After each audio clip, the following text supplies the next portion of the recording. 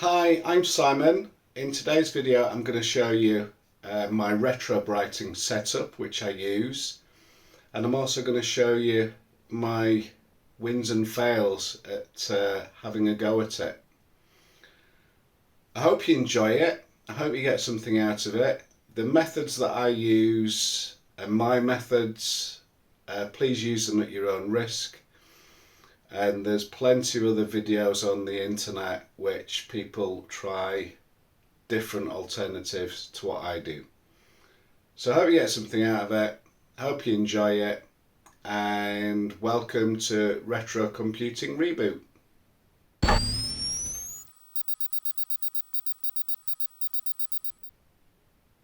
So this is my Retrobrighting box where I put everything to retrobright it. There's nothing fancy about it. It's nothing more than a junky setup with a foil lined box big enough for what I need to put in there and a UV light.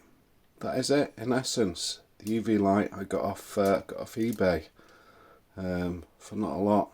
I think about £20–30 if that. Yeah, so everything that I'm going to retrobright I stick in here, but before I do that I prepare it, and I'll talk you through how I do that.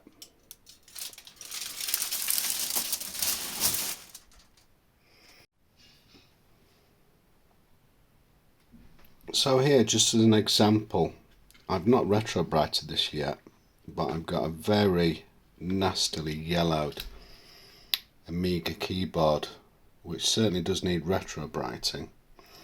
But I just thought I'd show you this as an example of how plastic yellows with age. This one's yellowed so much it's almost starting to go brown, so it's in desperate need of doing. But what I do is, keyboard aside, Ziploc bag, pull the keycaps off, arrange them all nicely in the bag, facing up, get some, the magic ingredient with retrobrighting is hydrogen peroxide. So I've got this 12%, they use it for hair dyeing, I think, bleaching hair, what have you. So get the keys in the bag, squirt a load of this into it, make sure all the keys are covered, then rearrange the keys to make sure that they're all facing up, because what I want is for the light to be even. And then during the course of it being in the retrobrighting box, keep giving it a turn round so light's coming as evenly as possible from each side. So that's what works for me, and then keep going back periodically, checking the progress, because one thing that you don't want to do is leave it in there for too long, and you will see why in my upcoming fails. But nevertheless, let's start with the wins.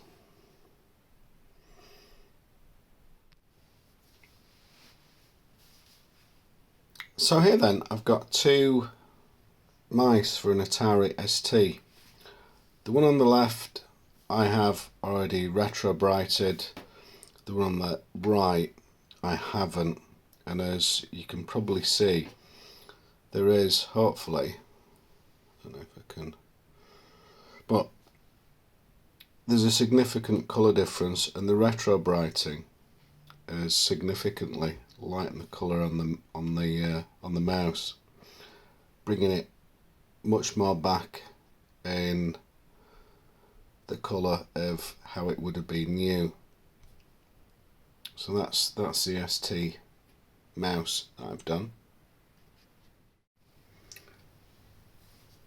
So this then is my Amiga A500, which I've done quite a bit of work on to get it looking like this.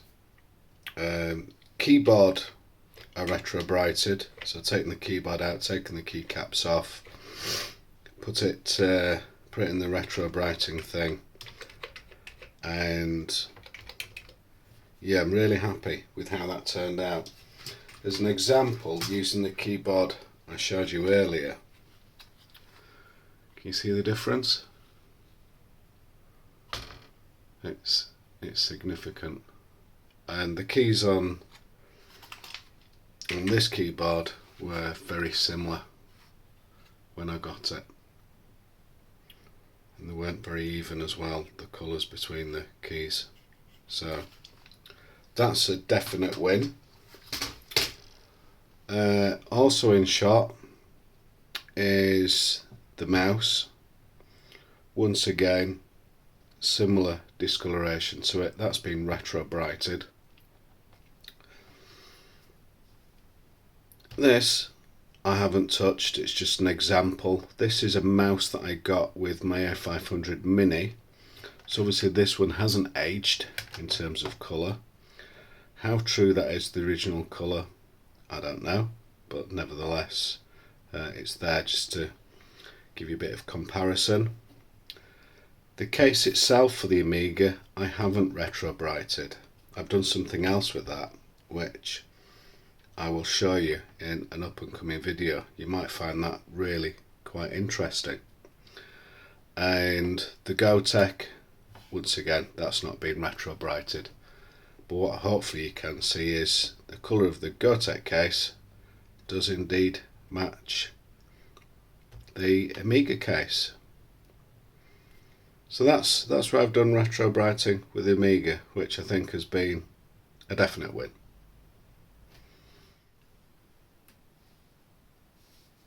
So this is my SNES I got off eBay a while back. When I got it, it was very yellow, very faded all over the place, including the controller. So I stripped it down, retrobrighted it. I'm calling this a win and a fail, really. The case, really happy with that. The controller as well. The one thing that I'm not so happy with is the eject button, which, if you can see, I retrobrighted it for too long. Word of warning, if you're dealing with different types of plastic, be aware that they're likely to be affected by the retrobrighting process differently. So my advice would be, if you've got different plastics, don't do them at the same time, or if you do, keep a very close eye on it, because you might find that some plastics change very quickly and some don't. But overall, I'm pleased with it, but lesson learned.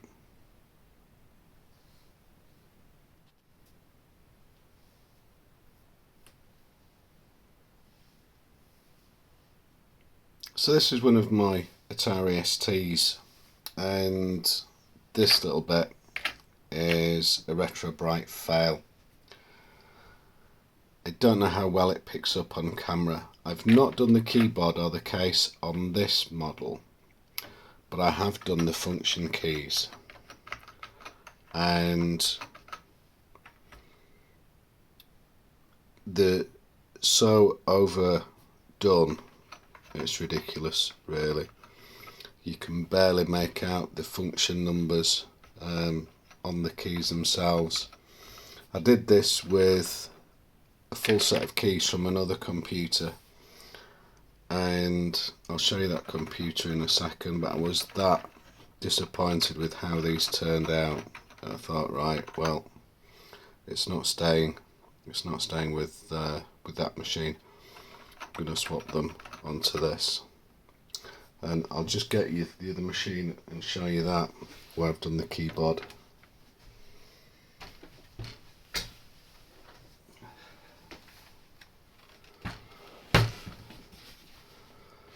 So this is a bit of a match of colours, mismatch of colours even. We've got function keys, which I haven't done yet because due to my last failure I've been nervous to do it, but I will try again at some point.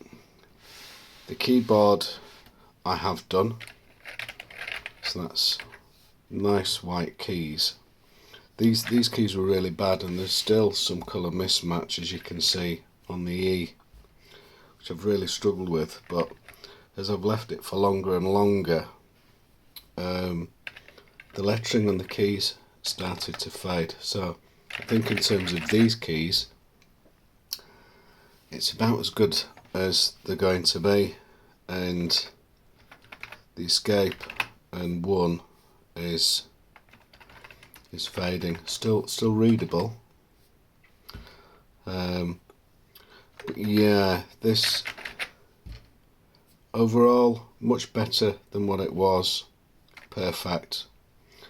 No, it isn't, unfortunately. The case itself, I haven't retrobrighted. Once again, in relation to the Amiga, I've done something a little bit different with this. I'm not too sure how happy I am with the colour.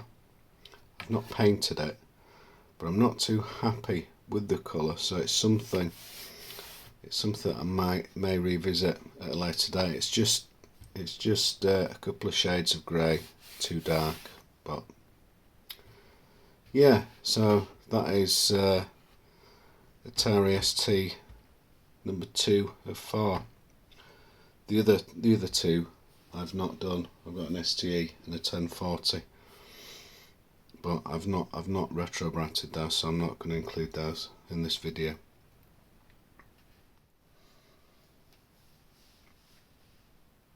Last but not least, then, one of my BBC micros.